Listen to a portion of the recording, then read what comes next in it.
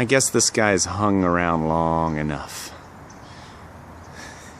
Probably got a sore neck.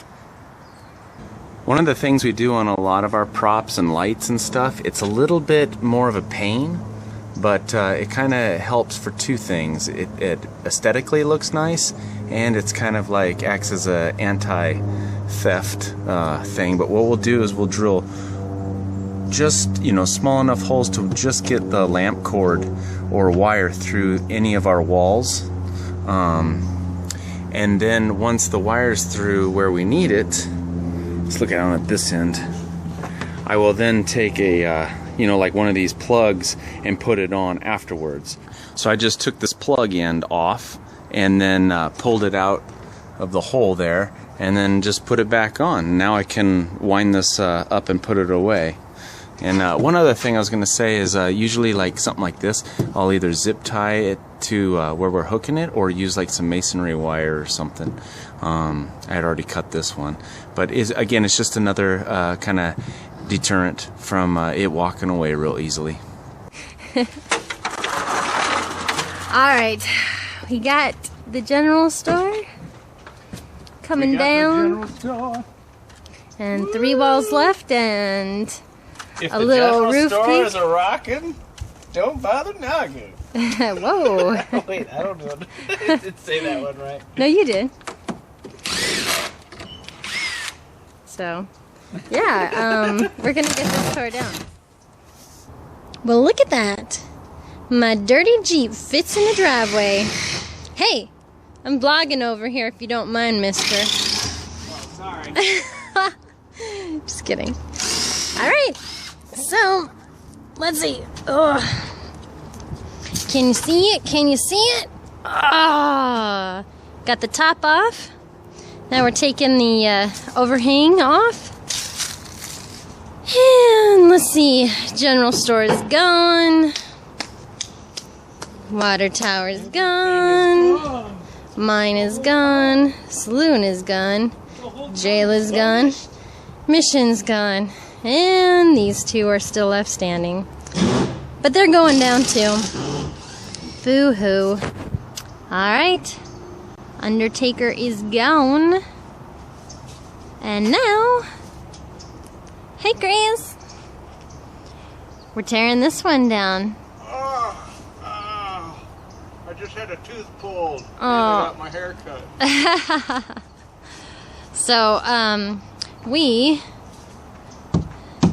already unscrewed everything and we just have to break the walls apart. So that's what we're doing. We.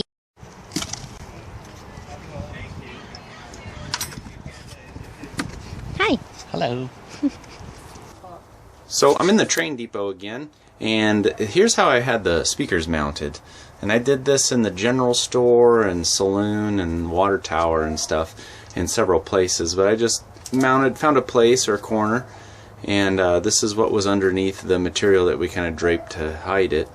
We would find a little corner and then we would run all the wire with the lighting cable. Just, you know, find a little place and run. It's a big rat nest of cables, but what you doing there, Gina? Ew, gross. Cobwebs. It's like instead of a Pee Wee Herman foil ball, you have the Gina spiderweb ball. Yeah. I'm inside the train depot and I'm taking off this homemade stovepipe to the potbelly stove down there, and just wanted to show you guys how we did this. It's wrapped with some lighting foil, and we used white PVC pipe. I just cut it in there and screwed it to a little piece of wood inside there. Kind of painted some like rusty color in there, but we screwed a little piece of wood in there, and then it just kind of fit in there. It was like a real quick 5-minute decision. It worked. And then you got a couple flicker bulbs inside there, which obviously is not the right way to do it long term, but since I'm just going to rip these lights right back out and probably never use this thing again right away for the same purpose, it worked.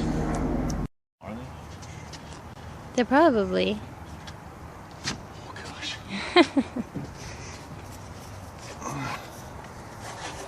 This is a crazy time. Crazy time. Crazy time.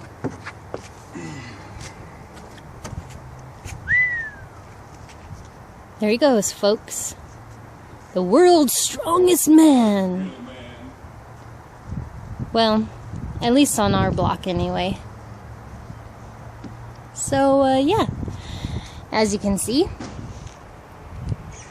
everything is gone except for the train depot, which we are going to take down, and then we don't have to think about the front yard anymore.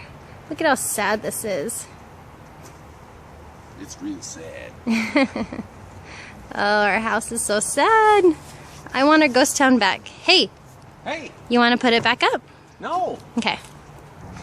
Alright, so I'm just coming from inside because of course we were safe this whole time, and at the very end we had a little catastrophe. So both the walls got away from us, and look at how close the wall was to the car.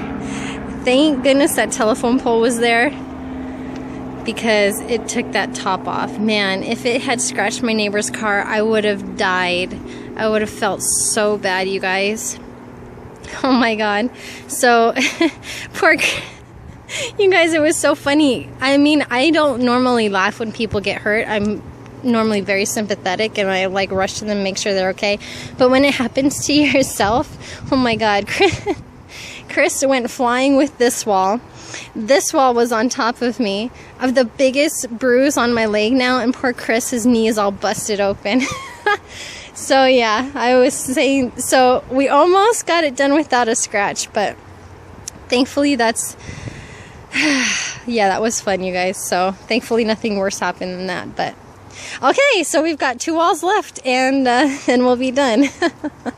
Hey, so I just spent the last 20 minutes separating all these screws because Gina and I mixed them up in this bucket here when we were taking the town down. But that's all of them. Woo!